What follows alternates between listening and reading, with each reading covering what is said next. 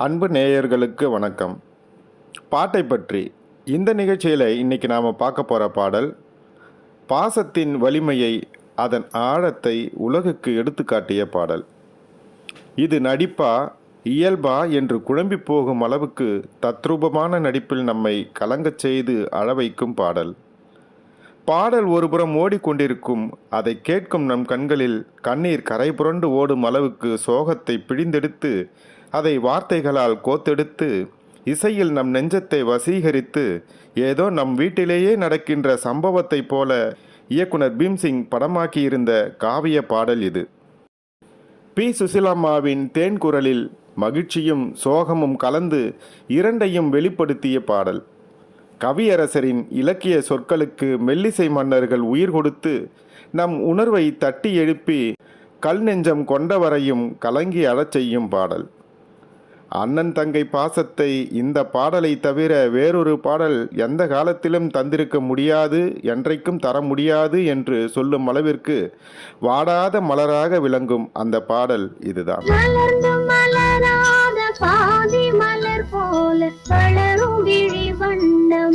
1961ஆம் ஆண்டு ஏ. பீம்சிங் இயக்கத்தில் வெளிவந்த பாசமலர் என்ற திரைக்காவியத்தில் இடம்பெற்றது இந்த பாடல். அண்ணன் தங்கை பாசத்தை மையமாக கொண்ட இந்த படத்தில் அண்ணனாக நடிகர் திலகமும் தங்கையாக நடிகையர் திலகமும் வாழ்ந்திருப்பார்கள். மாப்பிள்ளையாக ஜெமினி கணேசனும் அசத்தியிருப்பார். பாசமலர் வெளியாகி 63 ஆண்டுகளாக இருந்தாலும் அதற்கு இணையான ஒரு படத்தை தயாரித்துவிடும் முயற்சியில் பல இயக்குநர்கள் முயன்றாலும் பாசமலரின் வெற்றியை நெருங்க முடியவில்லை என்றுதான் கூற வேண்டும். இன்றைய நவீன காலத்தில் கூட இன்றைக்கும் திருமண வீடுகளில் தவறாமல் ஒலிக்கின்ற பாடல் வாராயோ தோழி வாராயோ என்ற பாடல்தான். அதே போல இன்றைக்கும் யாராவது பாசமாக பேசிவிட்டால் உடனே பெரிய பாசமலர் சிவாஜி டோய் என்கின்ற அளவுக்கு பாசமலர் திரைப்படத்தின் வெற்றி அமைந்திருக்கிறது.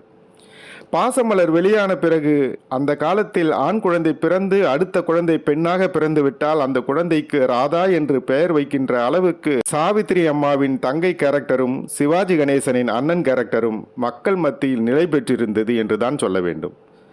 இத்தனை சிறப்புகளுக்குரிய பாசமலர் திரைப்படத்தில் இடம்பெற்ற அற்புதமான பாடலான மலர்ந்து மலராத பாடலின் சிறப்புகளை இப்போது பார்க்கலாம். தங்கைக்காகவே வாழ்ந்து அவளுக்காகவே எல்லாவற்றையும் இழந்து நிற்கும் அண்ணன் வறுமை நிலையில் தன் ஆண் குழந்தைக்கு பாடும் தாலாட்டு போலவும், அண்ணனின் அன்பை மறக்க முடியாமலும் கணவனின் அன்பை குறைக்க முடியாமலும் கணவனின் வீட்டார் செய்யும் கொடுமைகளை தாங்கிக் கொண்டு வாழும் தங்கை தன் மகளுக்கு பாடும் தாலாட்டை போலவும் வருவதுதான் மலர்ந்து மலராத என்கின்ற இந்த பாடல். மலர்ந்து மலராத பாதி மலர் போல வளரும் விழி வண்ணமே. மலர்ந்து மலராத பாதி மலர் போல சிறு குழந்தையின் வளர்ச்சி நிலையை, அதாவது அதன் கள்ளங்கபடமற்ற குழந்தைத்தனத்தை குறித்தது. வந்து விடிந்தும் விடியாத காலை பொழுதாக, விடிந்தும் விடியாத காலை பொழுது கண்களுக்கும் உடலுக்கும் உள்ளத்திற்கும் குளிர்ச்சியையும் புத்துணர்ச்சியும் தருவது. அதை போன்றது பிஞ்சு குழந்தையின் மேனி அணைப்பு. வளர் பொதிகை மலை தோன்றி மதுரை நகர் கண்டு பொலிந்த தமிழ். காற்றை நாம் காண முடியாது, ஆனால் உணர முடியும். காற்றை காண வேண்டுமா? முடியும் என்கிறார் கவியரசர். சலசலத்து ஓடிக்கொண்டிருக்கும் ஆற்று நீரின் மேற்பரப்பில் உண்டாகும் சிறு சிறு அலைகளை நீங்கள் பார்த்திருக்கிறீர்களா? அதைத்தான் நதியில் விளையாடும் தென்றல் என்கிறார் கவியரசர். அந்த தென்றல் அசைந்தாடும் கொடியில் தன் தலையை சீவி கொள்ளுமாம். அத்தகைய மென்மையான பஞ்சு போன்ற குழந்தையின் தன்மையை தென்றலாக காட்டுகிறார். நதியில் விளையாடி பொடியின் தலை சீவி நடந்த இளந்தென். பொதிகை மலையில் பிறந்து மதுரையில் தமிழ்ச்சங்கம் கண்டு மூப்பில்லாமல் என்றைக்கும் வாழ்கின்ற முத்தமிழை போல தன் குழந்தையின் வாழ்வு அமைய விரும்பும் தந்தையும் தாயும் பாடுவதில் கவியரசரின் உவமை சிறப்பினையும் சங்க இலக்கிய சொல்லாட்சியும் நம்மை சிலிர்க்க வைக்கும்.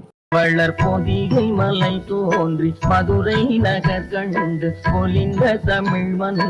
தன் தங்கையான எனக்காக தன் வாழ்வையே தியாகம் செய்த என் அண்ணன், உன்னுடைய மாமன், தன் மகனுக்காக உன்னை மனம் பேச வரும்போது சும்மாவா வருவார்?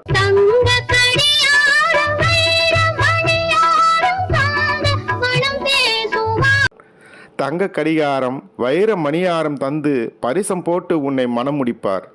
தன் தங்கையின் மகளான மங்கை உனக்காக இந்த உலகையே விலை பேசி வாங்கி கொடுக்கும் தாய்மாமன் அவர் என்று பாடும் தங்கையின் வரிகளில் ஒவ்வொரு தாய்மாமனின் நெஞ்சமும் தோளும் பூரித்து விம்மும். மாமன் தங்கை மகளான மங்கை உனக்காக உலகை விலை. பாடல் வரிகளுக்கு இவ்வளவு வலிமை என்றால் பாடலை பாடிய TMS பி. சுசிலாம்மா இவர்களின் குரலோ தங்கள் குரலிலேயே உணர்ச்சியை கொட்டி இருப்பார்கள். குறிப்பாக சுசிலாம்மா தங்கை விம்மி அழும் காட்சிக்கு ஏற்ப தன் குரலை மாற்றுவதும் மகிழ்வாக பாடும்போது மகிழ்ச்சியை காட்டுவதும் அந்த காட்சியில் சாவித்திரி அம்மாவின் முகபாவனையும் அம்மம்மா அப்படியே வாழ்ந்திருப்பார்கள். மங்கை உனக்காக. சிரித்தபடியே பாடும் காட்சி அழுகின்ற போது அப்படியே இயல்பாக மாறும். அந்த நடிப்புக்கு சாவித்திரி அம்மாவுக்கு தேசிய விருதே கொடுக்கலாம். பேசுவார் உலகை விலை பேசுவார். தங்கையை தான் பெற்ற மகள் போல பாதுகாத்து வளர்க்கும் ஒவ்வொரு அண்ணனும் தன் நெஞ்சத்து நினைவுகளை மீட்டி வரும் வீணையாக அமைந்திருக்கும் இந்த வரிகள். சிறகில் என்னை மூடி அருமை மகள் போல வளர்த்த கதை சொல்லவா. 60 ஆண்டுகள் என்ன, 60,000 ஆண்டுகளானாலும் என்றைக்கும் வாடாத மலராக விளங்கும் பாச மலரின் இந்த பாடலை கவியரசரே மீண்டும் பிறந்து வந்து எழுத முயன்றாலும் முடியாத, கட்டுக்கடங்காமல் நம் கண்களில் கண்ணீரை கரைபுரள வைக்கின்ற இந்த பாடலை கேட்டு பாருங்கள். உங்கள் கருத்தை இந்த வீடியோவோட கமெண்ட் பகுதியில் கமெண்ட் பண்ணுங்க. நாம் அடுத்த வீடியோவில் வேற ஒரு பாட்டோட சந்திக்கலாம். நன்றி.